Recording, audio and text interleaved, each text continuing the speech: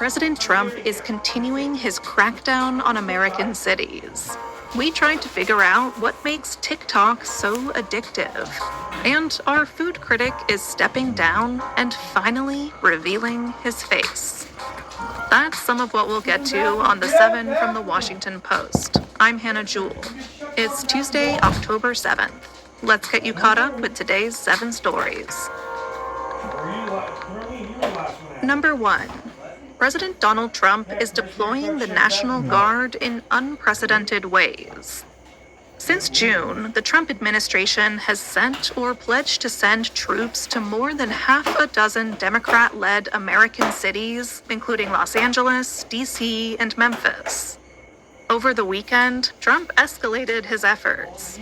He moved to deploy the National Guard to Chicago and Portland, Oregon, over court challenges and the objections of local officials. White House Press Secretary Caroline Leavitt defended the president's moves in a news conference yesterday. You guys are framing this like the president wants to take over the American cities with the military. The president wants to help these local leaders who have been completely ineffective in securing their own cities. But state and local leaders say they do not want or need this kind of help. In a statement on Sunday, Illinois Governor J.B. Pritzker called the deployment to Chicago Trump's invasion. According to historians and experts who study the National Guard, Trump's maneuvers are unlike any past use of military force. They fear it could impact troop readiness, training, and morale for a force typically deployed to respond to the aftermath of storms and other emergencies.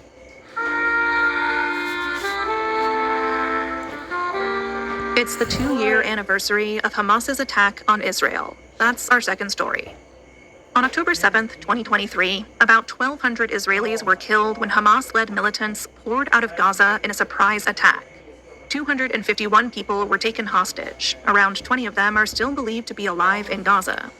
In response to that attack, Israel has unleashed 2 years of destruction in Gaza. Since the war began, more than 67,000 Palestinians have been killed in Israel's bombardment and invasion of the territory. That's according to Gaza's health ministry. According to the UN, nearly 2 million Palestinians have been forcibly displaced. That's about 90% of Gaza's population. Over 500,000 people face starvation under an Israeli blockade. And the territory's housing, hospitals, schools, farmland, and infrastructure have been largely destroyed. This week, Hamas and Israeli officials are in Egypt negotiating a new Trump-backed plan to end the war. Number 3. Attorney General Pam Bondi is set to take tough questions in Congress today. Bondi's leadership is under attack from Democrats. They say she has abandoned the Justice Department's tradition of independence from the White House and has weaponized law enforcement. Bondi is also dealing with pressure from Trump and parts of his base. They want her to move more aggressively to prosecute Trump's perceived enemies, whether or not evidence supports such cases. So she is expected to have a hard time when she sits for her first congressional oversight hearing today. She will field questions on the Justice Department's investigations of Trump's rivals, and about her controversial decision to hold back the release of more documents on the late sex offender Jeffrey Epstein. The hearing will start at about 9 a.m. Eastern this morning.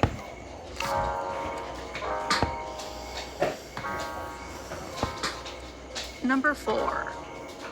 The CDC recommended the new coronavirus vaccine with a caveat. It has been a confusing few months for people who want to get vaccinated against COVID-19. In August, the FDA narrowed approval of updated coronavirus shots to people aged 65 and older or who have underlying health conditions. Last month, a federal vaccine advisory panel, which was handpicked by Health Secretary Robert F. Kennedy Jr., recommended that people first consult a clinician before getting the shot. And that's the recommendation that the CDC approved yesterday. The new system is more complicated than it has been in recent years, when vaccines were widely available to nearly all Americans without question or cost. If you were hoping to get an updated shot, we have a handy guide in our newsletter today about how to get one. Find that in our show notes. A snowstorm trapped hundreds of hikers on Mount Everest. That's number 5.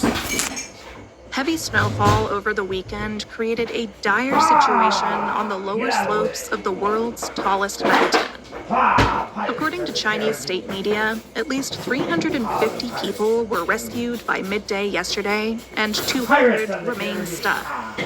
Everest straddles an international border between Nepal and China's Tibet Autonomous Region. The hikers are stranded on the Chinese side, which has become a well-trafficked tourist destination. Everest tourism has grown in popularity in recent years, leading to overcrowding on climbing routes. More than 6,000 people have successfully summited the mountain, but hundreds have died on its slopes. A post-analysis showed how TikTok keeps some users scrolling for over 4 hours a day. That's number 6. Post reporters collected the watch histories of more than 1,100 people who use TikTok. Over 800 of them were in the US. Their data highlighted how addictive the social media video app can be, even for some of the people who use it the least. A group who were spending about 30 minutes each day on TikTok ended up scrolling through it for double that amount of time after 5 months. And by the end of the experiment, the gap between those who used the app the most and those who used it least had narrowed. The data trends suggest that both groups had developed features of compulsive behavior. One person described their use of TikTok as an addiction. Number 7 is our strongest argument yet that you should subscribe to our newsletter. The Post's food critic is stepping down and finally revealing his face. If you are a foodie in the DC region, you probably know my colleague Tom Sietsema. Well, maybe just his name. To protect the sanctity of his restaurant reviews, Tom has kept his looks a closely guarded secret for the past 25 years. He has donned disguises to eat out at around 10 meals a week to avoid getting any special treatment that could skew his reviews. But the time has come for Tom to move on. He leaves us with these words of wisdom. I've always said, do we need restaurants? Do we need poetry? Do we need books? Do we need music? Do we need theater? No, not to live, we don't. But don't they make our lives better? Don't they make life more worth living? I really believe that. So, what does Tom look like? I could not possibly describe such a delightful face, so you will absolutely have to follow the link in our show notes to our newsletter to see it, and to find some of Tom's best reviews. Best of luck with your future endeavors, Tom, and have fun paying for your own dinners.